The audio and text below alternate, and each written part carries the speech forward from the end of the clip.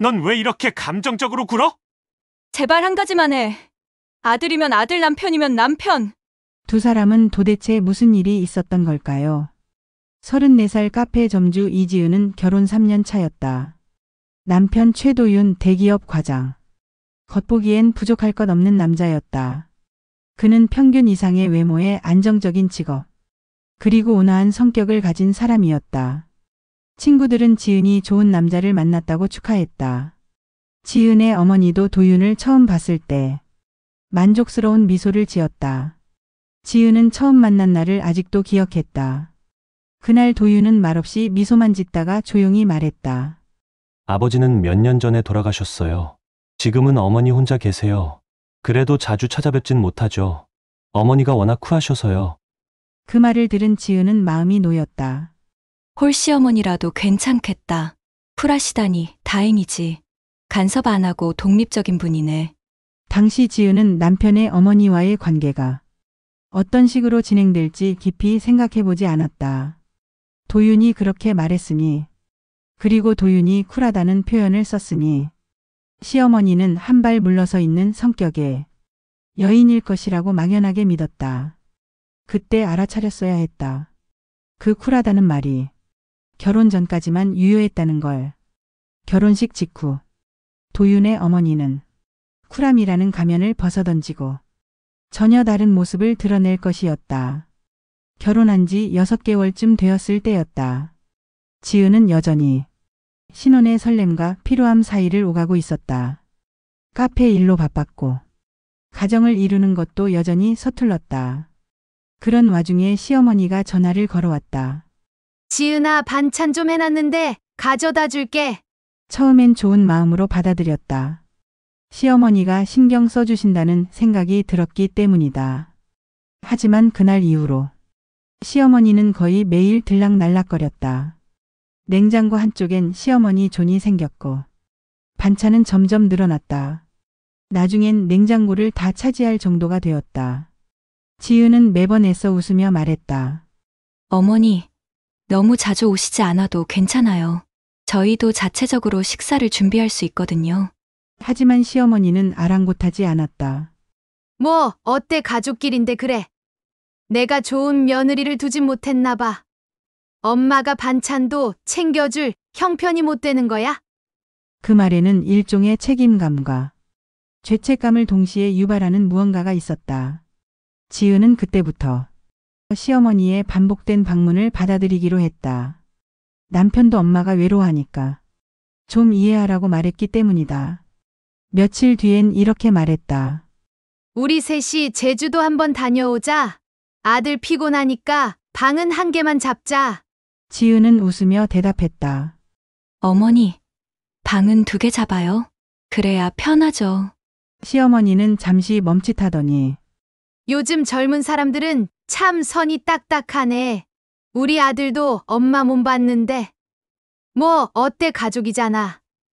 하고 말끝을 흐렸다. 그 대사를 들은 순간 지은의 얼굴이 화끈거렸다. 남편은 그 모든 것을 자연스러운 것처럼 받아들였다. 엄마, 그런 말씀 마세요. 하지만 방은 따로 잡는 게 좋을 것 같아. 지은은 남편이 자신을 보호했다고 생각했다.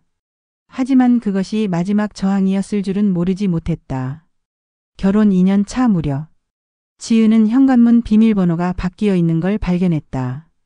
일요일 오후 카페에서 일을 마치고 돌아온 지은은 평소처럼 비밀번호를 입력했다. 하지만 문이 열리지 않았다. 당황한 지은은 다시 한번 눌러봤지만 역시 같은 결과였다. 누가 바꾼 걸까 싶어 남편에게 전화를 걸었다. 도윤은 약속으로 밖에 있었다. 남편, 문이 안 열려. 비밀번호가 뭐야? 그렇군. 일단 기다려. 내가 지금 갈 수 없으니까. 지은은 1시간을 기다렸다. 비로소 도윤이 귀가했고 그는 아무렇지 않게 문을 열었다. 나중에 지은이 물었더니 그는 아무렇지 않게 말했다. 엄마가 비밀번호 헷갈려 해서 바꿨대. 내가 알려줬어. 지은은 말이 막혔다. 자신의 집의 비밀번호를 누군가에게 알려주는 것. 그리고 그것도 미리 아내의 허락도 없이. 당신, 내 허락도 없이 집 비밀번호를 어머니께 알려줬다고? 도윤은 한숨을 쉬며 말했다. 그게 왜 문제야? 우리 엄마잖아. 엄마가 필요할 때 올 수 있게 하려고 한 건데. 필요할 때라니? 연락도 없이 들어올 수 있다는 거야? 이 집은 우리 부부의 프라이빗한 공간이야. 도윤은 눈을 굴렸다. 프라이빗? 엄마 앞에서 뭐가 프라이빗이야? 엄마가 날 낳았잖아. 그날 이후 시어머니는 아무 예고 없이 들이닥쳤다. 지은아, 놀러 왔어. 반찬 좀 해왔어. 시어머니는 마치 자신의 집인 양 냉장고를 열고 침실도 들어가고 샤워도 했다. 심지어 한 번은 지은이 샤워 중일 때 들어와 욕실 문을 열고 지은아, 수건 내가 좀 가져가도 되겠어? 라고 물었다. 그 순간 지은의 몸은 얼어붙었다. 지은은 점점 미쳐가는 기분이었다. 남편에게 하소연했지만 돌아온 대답은 늘 같았다. 우리 엄마 외롭잖아. 그 정도 이해도 못해. 아버지 돌아가시고 혼자 계신데 아들 레미가 엄마 외로움도 못 봐주는 건가? 그 말을 들을 때마다 지은은 죄책감을 느껴야 했다. 마치 자신이 시어머니를 외롭게 하는 악녀인 것처럼. 하지만 지은은 속으로 중얼거렸다.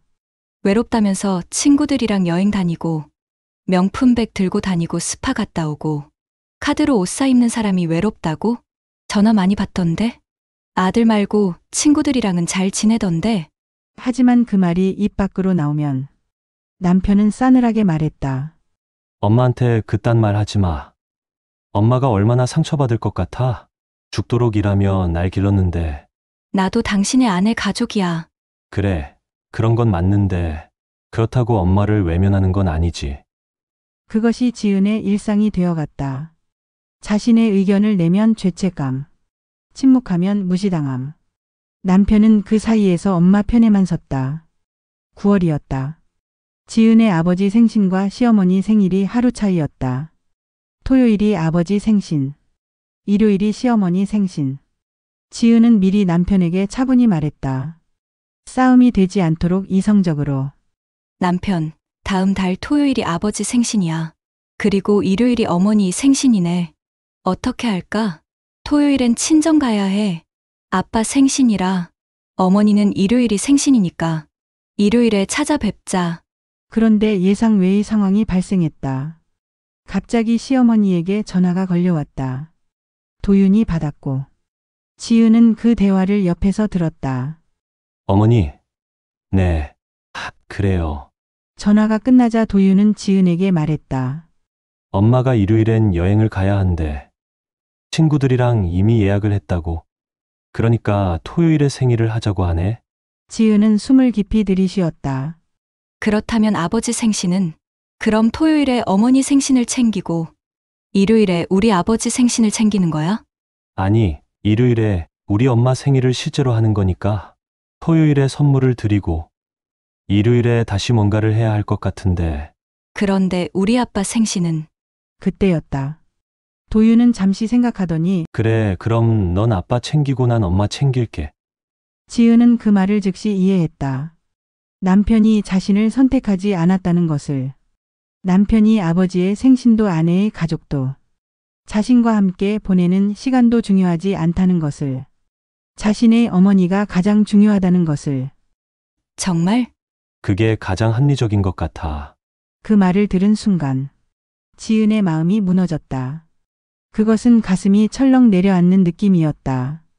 지은은 가슴을 안고 중얼거렸다. 그래. 당신한테 1순위는 나도 가정도 아닌 그냥 엄마였구나. 처음부터 나는 2순위였고 앞으로도 계속 그럴 거야. 그날 밤 지은은 잠을 이루지 못했다. 남편은 자신의 옆에서 평온하게 잠들어 있었다. 지은은 결혼 반지를 조용히 벗었다. 반지는 밤빛에 반짝였다. 그것이 처음 반지를 끼웠을 때의 희망과 설렘을 담고 있었다. 하지만 지금 그 반지는 무거운 쇠사슬처럼 느껴졌다. 남편은 아무 일도 없다는 듯 TV를 보고 있었다. 리모컨을 드는 손도 차분했고 화면을 보는 시선도 평온했다. 그는 아내의 절망을 전혀 알지 못했다. 결혼이 이렇게 더섭을 줄은 몰랐다. 미안해. 아빠. 엄마. 내가 이런 남자를 선택했네. 지은은 침실을 나와 거실의 소파에 앉았다. 밤하늘이 검게 물들어 있었다. 다음 날, 지은은 남편에게 서운하다는 문자를 보냈다. 잠시 후 남편의 문자가 도착했다. 감정적으로 굴지 마. 엄마랑 나 사이에 끼지 마. 이건 엄마와 아들의 문제지. 너와는 상관없어. 지은은 핸드폰을 내려놓으며 속으로 말했다.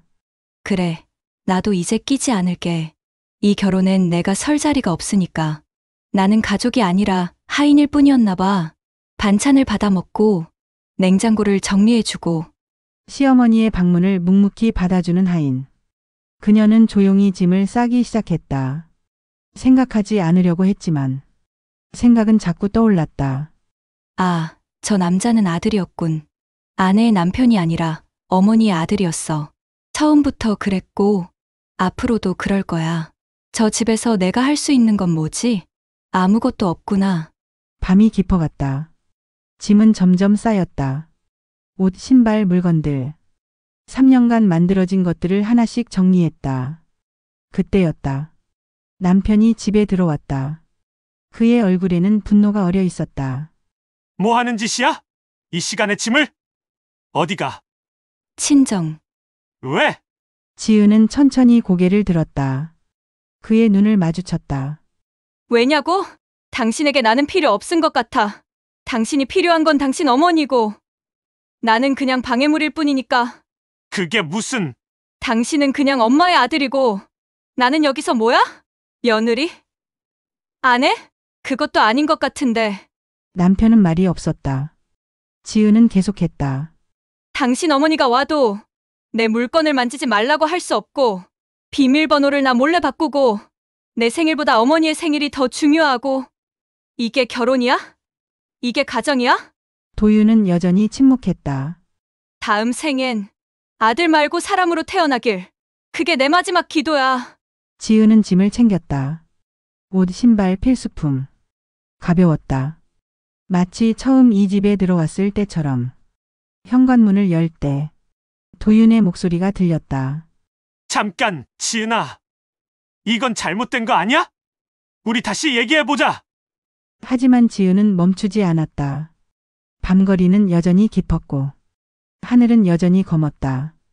하지만 지은의 발걸음은 가벼웠다. 그 길을 따라가면 자신의 집이 있을 것이었다. 자신의 아버지가, 자신의 어머니가 있을 것이었다.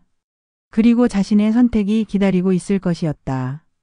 그 다음 날 아침, 도윤의 어머니인 최순이는 아들에게서 연락을 받았다. 어머니, 지은이가 나갔어요. 짐까지 챙겨 들고. 최순이의 목소리는 침착했다. 마치 예상한 일이라는 듯. 그래? 그럼 더 잘 됐네. 너 너무 뭔가 약했어. 며느리 손에 놀아날 뻔했어. 며느리는 결국 남이지. 엄마가 최고야. 도윤은 어머니의 말에 동의하듯 웅얼렸다. 하지만 뭔가 가슴이 철렁했다. 그 순간 그는 깨달았다. 아내가 했던 모든 항의, 모든 눈물, 모든 목소리가 얼마나 절실했는지를.